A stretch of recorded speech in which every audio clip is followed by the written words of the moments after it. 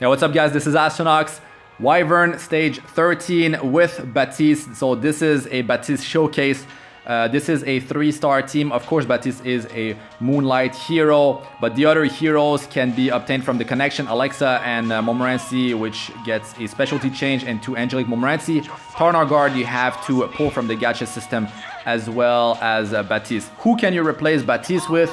Well, we have Mistychain, the Ice 3-star mage, which you can get from by pulling, and she will definitely do really well for you. I have a video, a free-to-play team for you in Wyvern 13. If you still haven't seen it, it's going to be advertised during the video. Check the description of my video. It's going to be right there, or even the comment. I have my post is pinned there.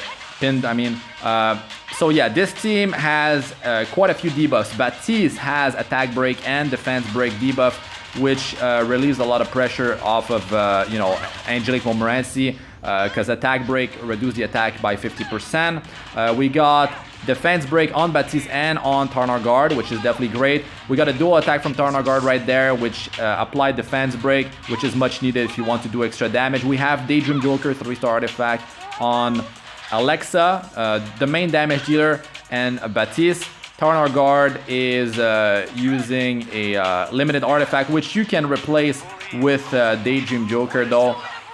But Taranor Guard is definitely very, very powerful with the combat readiness to the whole team whenever he dual attacks. Angelic Montmorancy is taking a lot of damage actually. I'll be showing my stats and my gear at the end of the video, but she is on Prophetic Candlestick right now. I would say that if you have her on Rod of Amaryllis, it will be easier for her to heal herself. Her healing will be, just healing more. The thing is, if you don't have 3 debuffs on the boss, he will be doing a great amount of damage. So what you need to do is land 3 debuffs, and if you have attack break, attack down debuff, part of those debuffs, well, the boss will not do much damage at all. So during the barrier phase, the problem with Batisse is that that's a dark hero, a non-ice hero. That means you're giving 20% combat readiness to the boss every time you go with a hero like that. So that's definitely an issue, and that was really close right there to break the barrier, which I definitely don't like. So when it comes down to debuffs, if the fight does require a certain amount of debuffs, there's gonna be it's random. Maybe you get unlucky. There is a 15% innate resist that you have to deal with, even though you have 65% effectiveness, which is the amount that you want.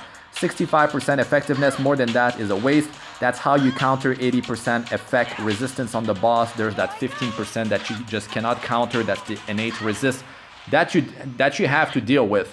So we have defense break, we have attack break here. Attack break just got reapplied because every time Batisse goes, that's the passive of that hero.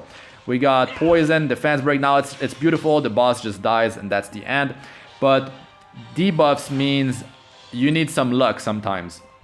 So the team, that's the damage that was done. The great thing is that Batisse can attack twice with skill 1, which with Daydream Joker allows him to deal quite a bit of damage. So yeah, Alexa will be the hero that deals the most damage here. I do have some other group compositions that you can check the videos for in Wyvern 13. So let me show you the stats and the gear real quick so you have an understanding of what's required basically, but I can tell you like kind of what you need to aim for. So when it comes down to this artifact, right, Daydream Joker, which you have on Batisse, on Alexa, and maybe on Taranor Guard, you need to apply defense break, and you need to have as much speed as possible. You need on Batisse 100% crit chance, and only 85% crit chance on ice heroes because you are at elemental advantage. So this skill, right, if the target is inflicted with decreased attack, Batisse will attack again with the Rock Smash. So that's the second attack, and it will work with Daydream Joker, so he's able to deal quite a bit of damage, right? This passive, 100% chance to apply the attack break, which is a huge deal. Attack break will definitely relieve a lot of pressure off of your frontliner.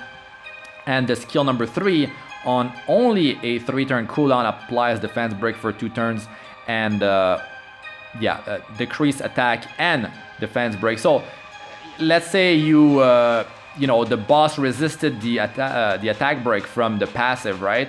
Well, you do have this that can kick in whenever you use it. So that's pretty cool. So that's the gear that I have. For the stats, you don't have to worry about health and defense. You definitely don't want the Wyvern to attack your team. But if you do have attack break on the boss because you couldn't get 2 debuffs, the tooltip is actually wrong for the Wyvern. It says that if you don't have 2 debuffs, if you don't have like 2 debuffs or less, the Wyvern will attack a random party member. But right now it's bugged or something. You only need 2 debuffs and it will attack the frontliner. But if you have attack break on the boss, it will allow you to potentially survive the triple fire barrage coming your way. So on this team, Mistychain is the hero that you can use to replace Batisse if you don't have him.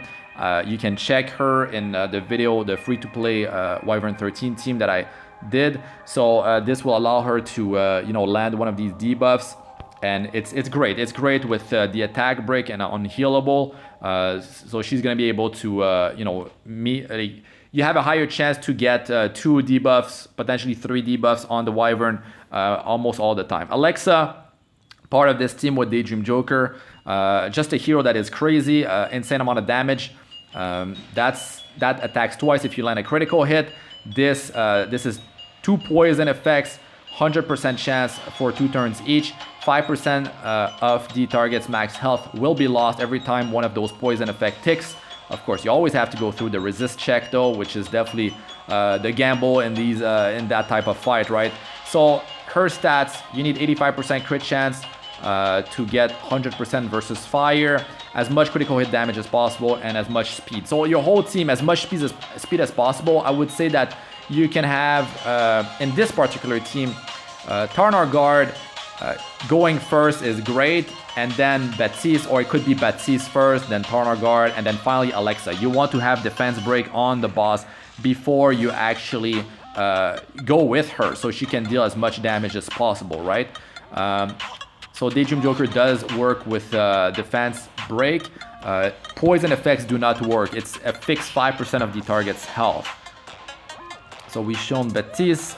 Next one is Angelic Montmorancy after Taranor Guard. So Taranor Guard, 196 speed. He's my fastest one, right? He has crit chance self-memory imprint, which is great. So you can lower his crit chance to like 74. Yeah, 74 will bring him to 85 if you have him at triple S. And this skill, 175% chance to defense break for 1 turn, is amazing. He increases his dual attack chance with the passive here, and when he dual attacks, 25% combat shrewdness for the whole group, which is great. Attack buff as well, so you can squeeze a bit more damage, and this, well, the combat shrewdness reduction just doesn't work. Turn off his skills, guys. Turn off his skills, don't forget that. Now, the artifact that I'm wearing on him, of course, does help to potentially apply an extra debuff. So burn, Junkyard Dog. If you don't have this, well, Taranor Guard can be ran with just Daydream Joker. If, yeah, like, your success rate might be lower, but at least your runs will be faster. They will be faster because you're gonna have another Daydream Joker, right? So it's just that like to hit like 2 debuffs or 3 debuffs or more, then it's gonna be harder without this artifact. But it can still be done, guys. Still can be done.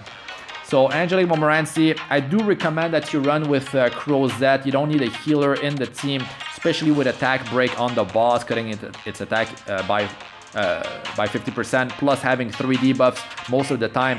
The frontliner is not going to take much damage. The problem is Angelic Montmorancy, she is a Soul Weaver, and you cannot wear Water's Origin on her or any Soul Weaver, because the healing portion, if you're taking more than 20% of your health, 20% or more of your health, you heal 8% of your health back, plus get combat shrewdness between 15 and 20% depending on the enhancement level, plus 15 up to plus 30. The problem is, yeah, the healing portion doesn't work because you cannot heal during the Wyvern's turn.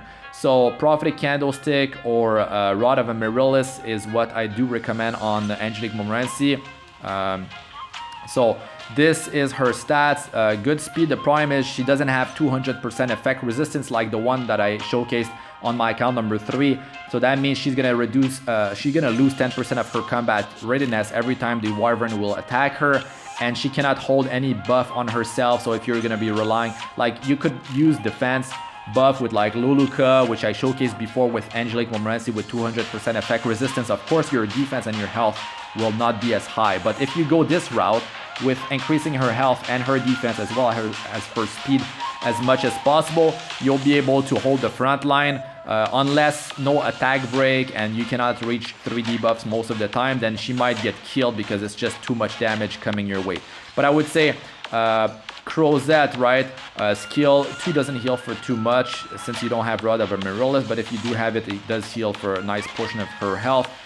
Skill number 3 with the Prophetic Candlestick is used quite often, and that's the big healing, and then she gets 50% of her combat readiness as well, which is pretty sweet, right? So yeah, if you go Crozet for the frontliner, you can get him for free from the connection. You can just have Sword of Azira, which is from the trial shop. You can buy it, anyone can buy it, right? You get that, reduce damage taken by 30% from boss and elite monsters, and that will definitely allow you to hold the front line, guys. So there it is, Sword of Azira. You see it here, 30% damage reduction. So there's another thing you could be wearing on Angelic Montmorancy, and it is, where is it?